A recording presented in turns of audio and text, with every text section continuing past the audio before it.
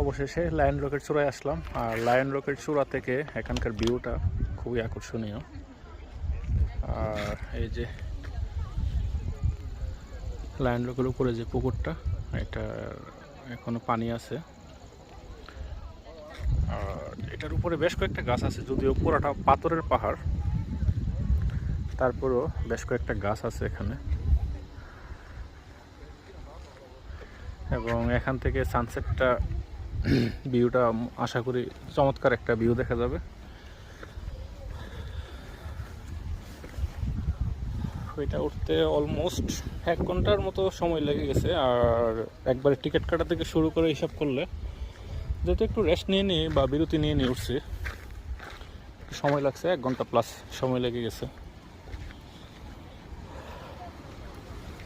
তবে খুব বাতাস, চতুর্দিকে প্রচণ্ড বাতাস। এই যে বাতাসে গাছগুলো নড়তেছে। ওয়েদার যদিও গরম, কিন্তু বাতাসের কারণে ভালো লাগতেছে।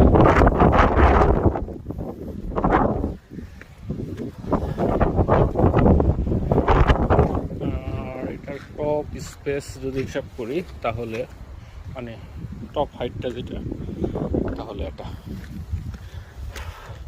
অনেকটা হেলিপ্যাডের মতো। ধ্বংসাবশেষগুলো স্পষ্ট এর চিহ্ন বোঝা যাচ্ছে। তো তখনকার মানুষ কি বানাইছে এটার মধ্যে? হ্যাঁ,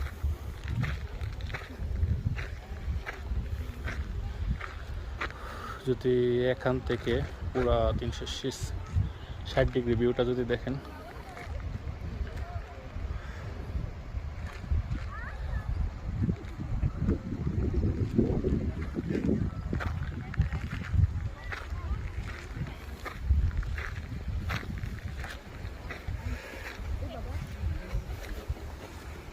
এই যে অনেক দূরে একটা বুদ্ধ স্তূপা দেখা যাচ্ছে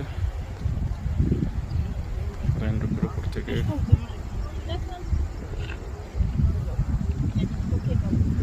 ওই পাশে আবার আরেকটা আছে, এটা দেখা যায় না অবশ্য। এই যে যেহেতু এই আশেপাশে বৌদ্ধ ধর্মের সংখ্যা বেশি,